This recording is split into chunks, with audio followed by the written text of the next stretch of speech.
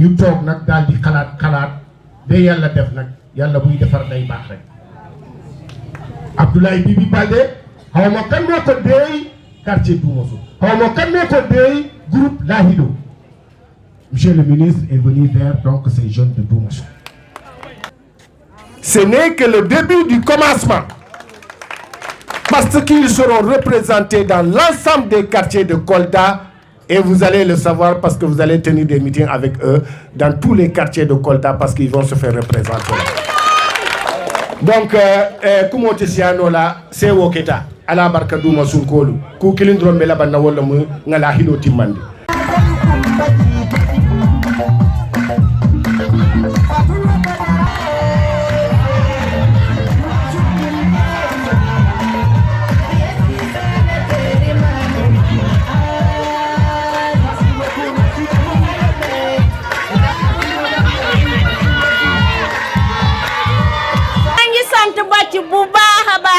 baax man beneen parti laa nekkoon de ci beneen parti foofu laa nekk tey bu ma taxawee fii ñëpp dinañ ne waaw kii jànke la benn du jànki foofu sama loxo ca kaw mais bàcc bu mu ñëwee ci man mu waxtaan ak man sama xol bi dafa sedd guy fi ma nekkoon ma fàtte ko dama ko fàtte si saa si parce que xam naa ne bàcc góor la jàmbaar la nitu kaddu la lu muy wax yëpp dëgg la moo tax tey man mii ma topp ko foo munta jëm maa ngi koy topp fii ba alaxira mbali misimol be kontonna mo ato ana konton la. Voilà, monsieur le maire, DG de la Poste, monsieur Abdoulaye Bibi Baldé, bonsoir. Et nous vous disons bismillah chez vous avec votre délégation ici à Doumassou. Vraiment, monsieur le maire, comme venait de le dire tout de suite à mon jeune frère Aliou, je ne sais pas qui vous a soufflé vraiment ce que l'acte de vous venez de poser présentement, mais vraiment vous avez marqué le coup. Nous vous remercions parce que même si vous n'êtes pas le dégna ni non Bibi du ñëw Doumassou.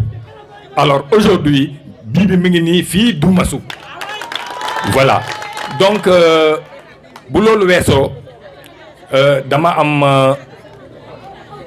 PDS laa nekkoon di cheminer avec ce jeune là Bac Mbaye.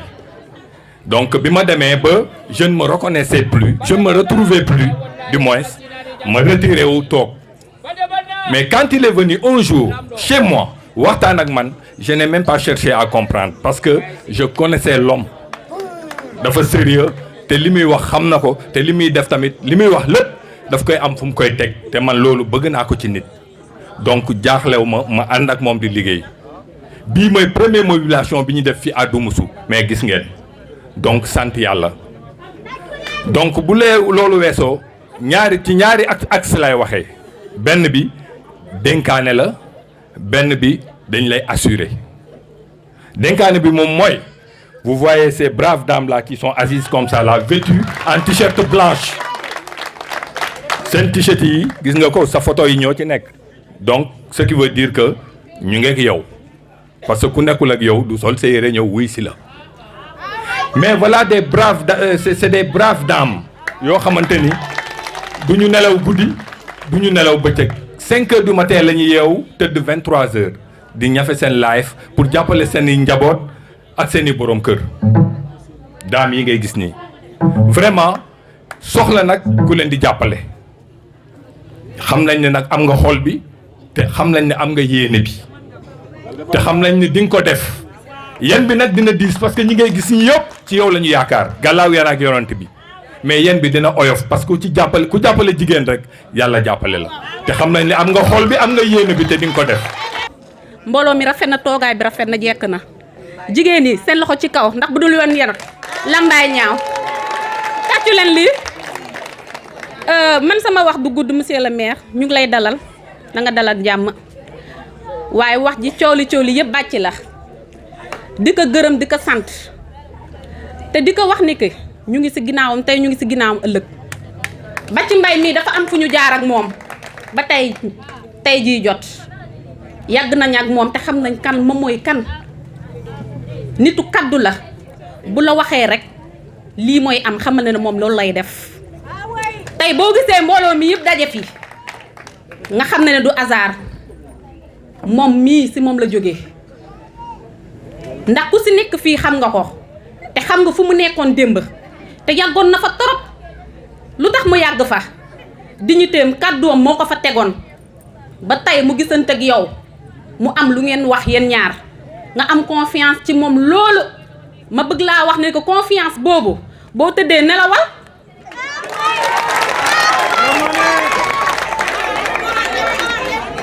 ndax ñun tey bàcci desaluñu ko dara bu jógoon xaaja guddi wooñu dañuy bàyyi suñu jëkkër yi ci kaw lal bi topp ci ko ndax moo ñu ko jaral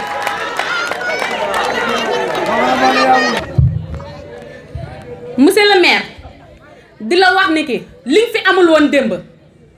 boo demee toogal nga meloo ba yandoor nga xam ne dañ ko fi am suba am ko fi gannaaw suba base bi fi amul woon yow jàppal ne base boobu am nga fi te dëgër na dafa am fondement bu dëgër te fondement bi ñun ñii ñoo siy taxaw ba nga xamante ne yow saa boo fi ñëwee danga fiy nekk en toute liberté te sa baat day jóg ci kaw te boo ñëwee fii doo mës a sëgg ndax même bu dul dara ñun tur bi ñu jox suñu mouvement kese war na tax ba fu ñu dem bu ñu fa joxee suñu kaddu duñu rus te ñun dañ lay jox promesse ne fii boo fi musul woon gañe démb na nga jàpp ne yow élection yi dim fi gañe du ma suubi yaa ko moom tey yaa ko moom ëllëg waaye nag lu ma siy yokku tamit mooy naxaate yi bëri nañ promesse yi bëri nañ tey boo gisee nit ñi di dem ba tay ci politique promesse yoo xam ne kenn du ko exécuter boo ko waxee rek foo ko sànni fa nga koy bàyyi dañ see sonn nag bëgg nañ nag buñ defee suñu kentulaay kattan jàppale la yow it nga def même chose. donc waa Kolda waa Duumasu maa ngi leen di nuyu tey jii mën naa wax ne vraiment dama kontaan li tax ma kontaan mooy le ministre maire Abdoulaye Bibi Baldé mi nga xamante ne moo ma wóolu jël ma daf ma conseiller technique am bi mu nekkee ministre de l'environnement et du développement durable bi mu xamee ne doomu Kolda la ñu bokk réseau des universitaires républicains jour bi ma ko waxee ne ko Kolda la dëkk ci réunion ci la ñëw ne ma ñëwal sama wet liggéey ma nekk ci yeneen recherche ma pare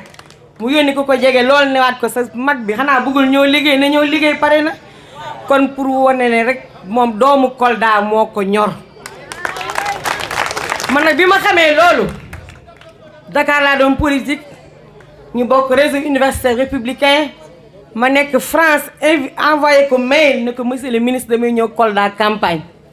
waxuma kay jàppale ma de man maa ko damay ñëw campagne xam naa gëmuma woon sax ba bi ma gisee donc Kolda ma dëkk fii Duumasu Barikunda kenn ëppalewu ma fi sama maam Sali Bari nekk première femme nekk présidente femme ba 3e âge mu nekk de diriger femme socialiste moo ñëw Ajaratu Binta Mané Makhtar Kébé maire de Kolda nekk sama papa di papay Xaadir mii ñoom ñëpp ma jàpp leen andi leen ci Bibi Baldé ba ci Camara mii toog nii fii nekk PDS ma jàpp ko andi ko ci Bibi Baldé ne ko am nañ benn personne sûre PDS te jóge ñëw ci ñun Bàcci Mbay mii dëkk suñu kër su ma yeewoo ak moom di def lu rafet su ma jaaree ci appartement am ñu waxtaan mu joon koo saagam dem ma ne ko kaay ànd ak man tôt ou tard di nga ñëw mu ne ma bàyyi ma dem sama yoon tey jii nag ma kontaan bi mu décidé liggéey ak Bibi daf ma téléphoné ne ma sœur xam naa ne yow dangaa dem ci Bibi ba jeex takk moo tax tey jii ma lay waxal ne la maa ngi ñëw ànd ak Bibi ma ne ko damay sincère de ma ne ko da ngay ñëw bootu sama gannaaw ñu dem wala mu ne ma xam nga nag comme man il faut ma wane sama bopp ma ne ko loolu moom rafet na day yokk suñu doole biir Duumasu parce que yooyu ñi ngay andi day wóor na dañu nekkoon feneen ñi xam ne am nañ addition fii ñu gën a kii législative fii la ñëw wàccee Bibi mu def meeting bu rafet fii waa Duumasu mobilisé wu yeneen responsable APR ba ci mortale ñëw fekkee ko présidentielle ñu ñëwaat defati porte à porte nekk ci Bibi dugg Duumasu ñu dugg ci kër yi benn par benn may convaincre nit yi man la su ma nee tey jii conseiller technique bu Bibi Baldé laa ma ñëw naan maa ngi politiqueal keneen est-ce que yéen da ngeen ma jël au sérieux wala kon kooku ban confiance lay am conseil technique bu ministre kay ça veut dire que wax dëgg yàlla jege nga ko loo mënoo ñëw di politique leneen donc depuis boobu laa wane sama engagement ci aux côtés donc du ministre maire DG de la Poste Abdoulaye Bibi Baldé ma continuer ak moom fi mu nekk ni tey ma xool bi mu ñëwee législative duuma sa gis ngeen ne changé na tali boobu tali rajo Dunia boobu foofu lañ toog mag ak ndaw góor ak jigéen bokkandoo benn doléance ñu ne tali bii nii monsieur le ministre ma ñi si loo dada aka ne espéré mool mais yàlla école 3 résultat élection 2012 même le président l'APR n'avait pas gagné école 3 gis nañ changement yooyu nga xamante ne am na ko tey jii jigéen ñaa ngi fii amul ci bàcc la nekk wala ñëpp ñoo nañ mobiliser topp bàcc nekk si gannaaw parce que xam nañ ne xeex bi benn la tey jii boo tourné gis ñoo xamante ni ñu ngi sama groupement avec les facilitations du ministre maire am nañ financement jàppale si am na ñoo xamante ne am nañu emploi mun nañ ne monsieur le maire dama koy wax nag de c'est timide loolu laay wax bëggaat nañ lu bëree bëri parce que jeunes yaa ngi nii fii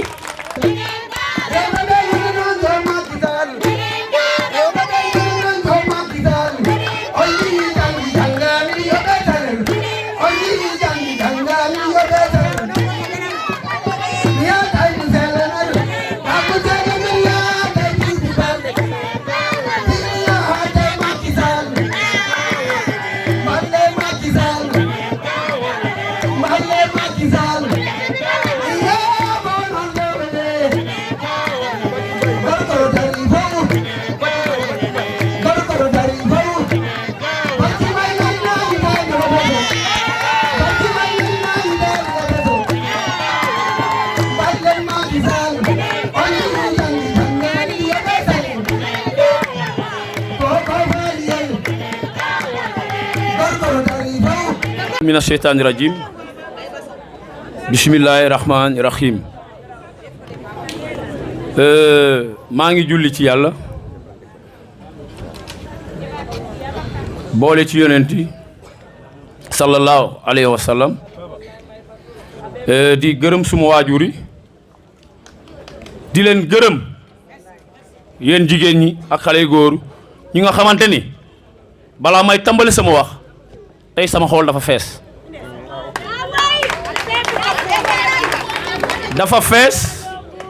lu tax ma ne sama xol dafa fees délégation bi ñëw na balaa may nuy délégation d'abord yéen ñi ma jàkkaarloo ni yéen lay njëkk a nuy parce que li ngeen wax dafa fees sama xol nee ngeen man la nee ngeen man la déedéet du man kese duma dara tey jii monsieur le maire DG El Hadj Abdoulaye Bibi Baldé je dis El Hadj Abdoulaye Bibi Baldé parce que yàlla ku mu màggal dënk la réew dëkk bi nu mu rëy bëri kër bëri ay nit yàlla bu la tànnee ne la yow la il faut jaam yi nangu yàlla boole ci jël la yóbbu la fu Mohamed nekk tëdd boo fa demee ba ñëw ku gëm yàlla dëgg buy wax man de boo bàyyee xel saa yu ma leen nee message dama leen élage yàlla moo la màggal jox la cër boobu kon man dama gëm yàlla moo tax ma topp ci maa ngi nuy monsieur le maire DG de la Poste El Hadj Bibi Baldé di nuy suma xarit Daouda Sidibé monsieur le maire le premier adjoint l'infatigable pour dire la vérité excusez-moi bu may wax man bu may waxtaan bu ma tuddee nit lu caagi ni danga ma jox dara wala dafa am lu tax déedéet bu ma koy wax dafa am fu ma koy tibb dafa am considération ci nit yéeg nit bu amee considération da nga ko war a respecter ci lu mu nekk ngeen jégal ma di remercier di nuyu bu baax je veux dire ma grande sœur l'infatigable docteur Diatou Thiaw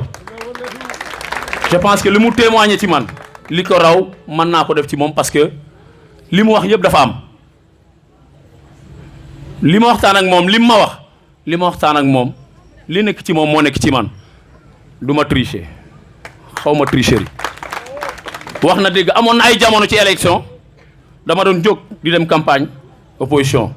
mu jóg di dem campagne le pouvoir ñu dëkk ci benn kër seen kër laa nekkoon en location il a parfaitement raison saa yu ma xëyee damay jaar ci ñoom nuyu leen ma boot sama sac nu mu ko waxee ma dem ñefe sur le terrain parce que homme de terrain laa loolu laa gëm loolu laa nekk. elle s'est pas trompée nee na ma boot sama sac bi sac bu ñuul laa reyoon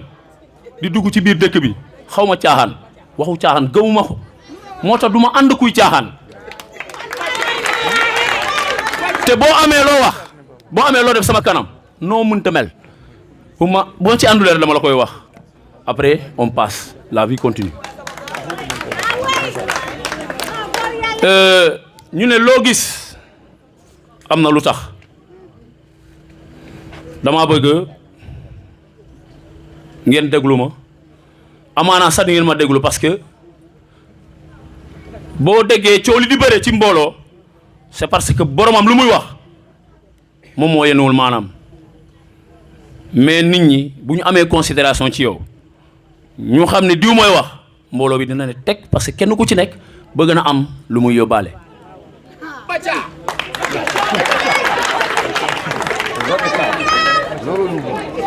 li waral bés bi kon nit ñi dañu war a déglu ñu waxtaan parce que booy dem dafa am li ngay yóbbaale booy yóbbaale di nga yóbbaale lu leer nga xam ne li may wax dama ko ñeme muy ci kanam li may wax li keneen xalaat muy ci kanam kooku li ma raw wax bu ma ko waxee fii bu ma ko ñemewul wax rek du ma ko wax ngeen baal ma bu ma leen ne boo gisee dara tax maa ngi nuyu sama xarit monsieur le secrétaire général municipal de la mairie jëmm ji toog nii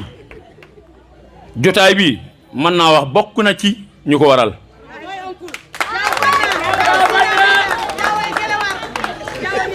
parce que man ak moom xamante nañ ñoo bokkoon ci benn langue ñuy xeex di fighting ba mu yor li mu am nii suñu fighting la parce que ñoo doon wax Bécaye Yoni ngeen jégal ma excusez-moi j'aime pas wax ci ay kii le mouvement Bécaye Yoni suñu mouvement loon ñun ñoo doon fighting dama kontaan lu tax parce que balaa maa dugg ci waxtaan li ma boole ak secrétaire moom moo ma ñëw jël si mu ne ma damaa bëgg nga fekk ma sama bureau ma ne ko waaw mbaa jàmmal mu ne ma waaw ma toog ci ëllëg si may liggéey di dóor waar sama biir atelier mu woo mu ne ma yow xanaa da nga fàtte ma ne ko non wax nga dëgg ma bay lu may def ma dem wuy si ko mu ne ma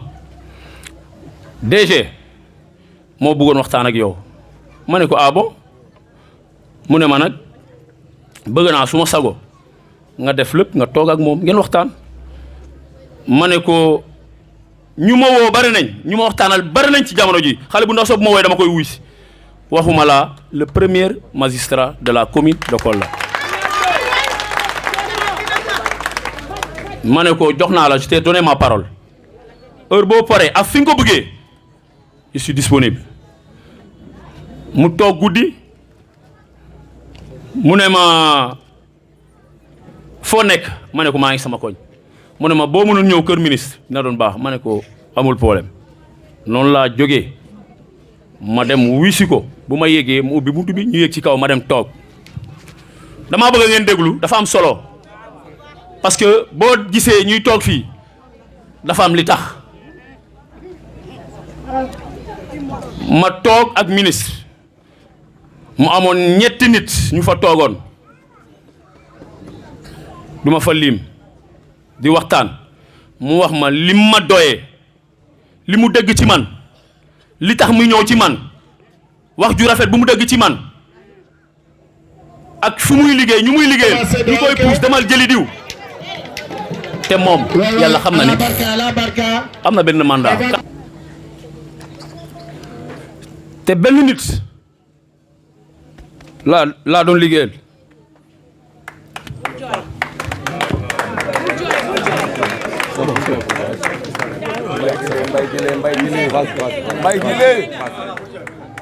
moom laa xam ngeen jégal ma excusez-moi aduna la quoi ngeen jégal ma te benn nit boobu dama ko gëm ba suba wax naa ko te kenn mënul dugg sama diggante ak moom parce que yàlla moo ma boole ak moom muy sama mbokk di sama xarit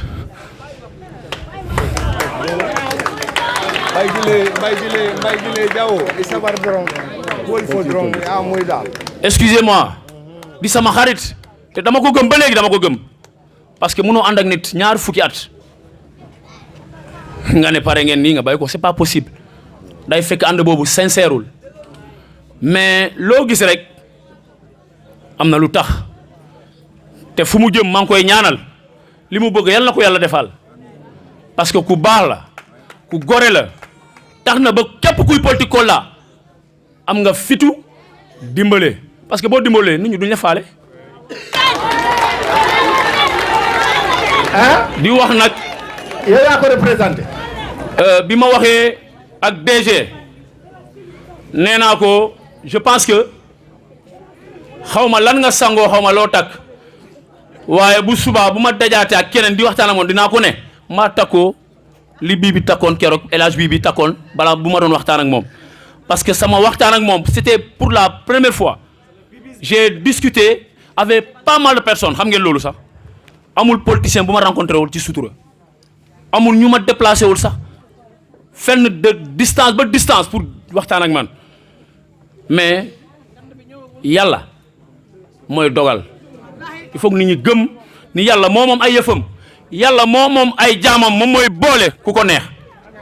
il faut que nit ñi gëm loolu quoi. man El Hadj Mame Boye Diao sama xarit la sama doomu ndey la damay jox liggéey sax fekk liggéeyam nekkuma ak moom man il m'a donné des marchés parce que nit bu la defee dara rek man du ma jaam kii maa ngi ànd ak moom lépp lu mu mënta def bu subaa dinaa toog wax ko parce que loolu mooy nit ku def nga wax yàlla moo ko dogal te man gëm naa benn affaire. liggéey bi luy dem la man maa la ko wax parce que rien n'est hasard dans la vie hein pour la première fois nga waxtaan ak nit benn jour benn waxtu benn lieu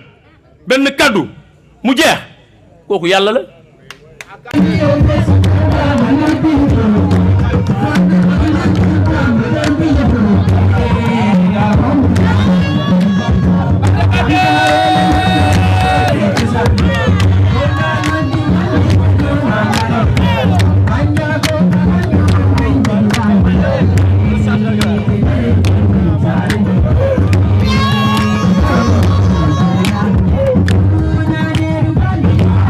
Merci. Assalamu alaikum. Duma Sunkolle. Duma Sunkolle. Alnumbara. Seota. Bake. Seota, bake. Qui a signé? Mais Bathie Mbaye, gatche ngalama. Bathie Mbaye man ak sama délégation bu takku la dafa fekk rek aussi dañu bari woon activité ñu bari ñu ngi woon ci suñu inauguration poste de santé depuis le matin ñeneen ñi aussi dem nañu gàmmu mais sinon dama ragaloon sama délégation sax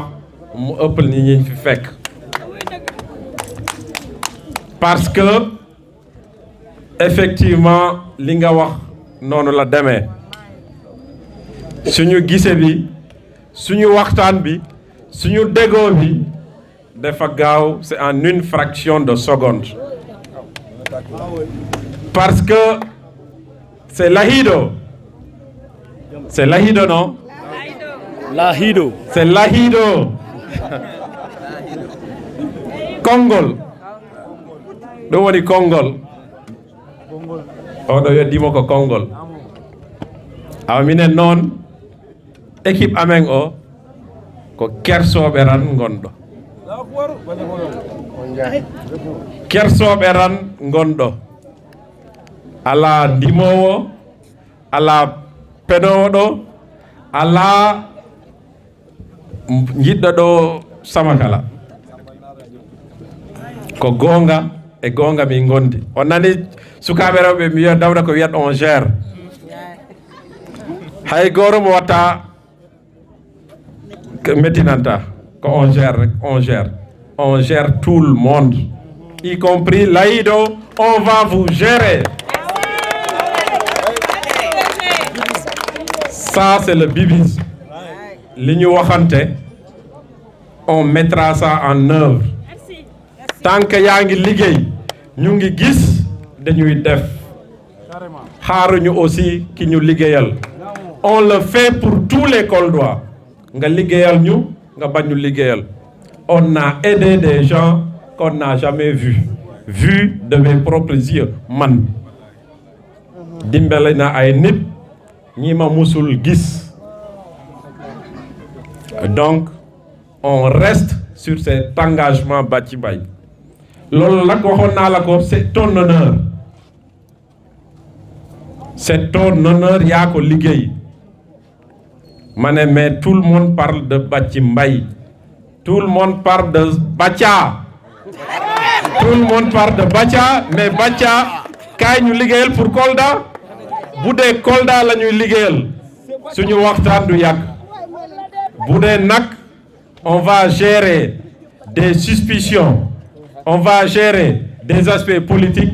Da ngay ñëw ñu waxtaan tey suba ñu dajewaat gannaaw suba ñu dajewaat du ñu d'accord parce que mag la yow it mag nga.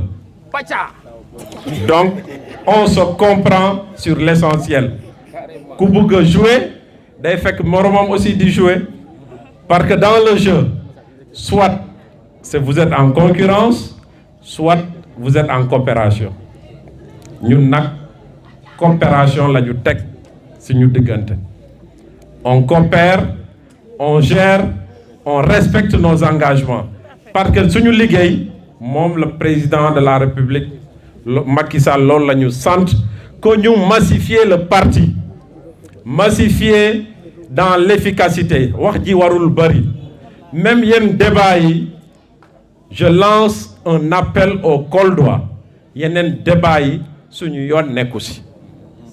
Boo gëmee sa leader, boo ko joxee sa kaddu, boo ko joxee sa xol, desatoo ko dara, danga ko wóolu, su waxee nga topp ci li mu bëgg ngay def. Ñun donc waxu ay mandat waxuñu ko, ñun Macky Sall la ñuy déglu. Lu mu wax loolu la ñu wax, lu mu def loolu lañ def. Et je veux qu'on reste sur ça. Je veux qu'on reste sur ça. Loolu appel bi ma doon def rek à l'endroit des populations et surtout des sympathisants et militants de l'Alliance pour la République et de Benno Bokk Yaakaar. Mais Bathie Mbaye déglu naa sa jigéen yi déglu laa na yow it doléance yi am na aussi kon principe Dianké Dabo li mu wax mënuñu ko def. Ça aussi c'est vrai. Tool boobu amuñu ci sañ-sañ donc duñu ci musa am résultat. Bëgg nañ ko lool li mu doléance am baax na trop mais xam nga ni amu ci sañ-sañ. Tool bi nekkul ci commune Kolda donc amuñu ci sañ-sañ. Aussi loolu dafa leer. Kadiatou Sambou ñoom ñëpp ñu ngi leen di remercier di leen gërëm seen wax ji rafet na Bathie Mbaye sa kaddu gudd na wax ji bari na aussi wax ji bari na li nga wax bari na trop man déglu naa la ñun ñëpp c'est le terrain tout le monde c'est le terrain on va continuer à faire le terrain ku gis ku liggéey dina gis ku liggéey dina gis c'est ça maintenant le principe en politique on est tous de Kolda on est à Kolda on se sait c'est pas pour rien que nous sommes là aujourd'hui pour venir te dire merci on connaît ton engagement sur le terrain loolu jarul guddal wax vraiment on connaît on t'a déjà vu à l'œuvre moo tax ñu dem jëli la et tu nous as facilité la tâche on vous remercie mais à Doumassou le travail continue parce que ça avait démarré il faut le dire Doumassou c'était difficile pour nous très difficile mais gars yëpp dañu jóg taxaw ñoom Diatou tu l'as dit ñoom Noa Camara ñoom Ibou Diallo et cetera su ma cité mun naa juum mais su ma cité wul aussi dinaa juum parce